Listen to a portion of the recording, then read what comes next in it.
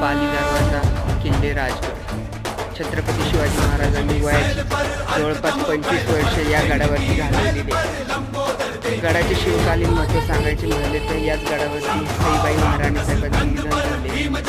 छत्रपती राजाराम महाराजांचा जन्म देखील याच गडावरती झाला आणि छत्रपती संभाजी महाराजांचं बालपण याच गडावरती गेलं.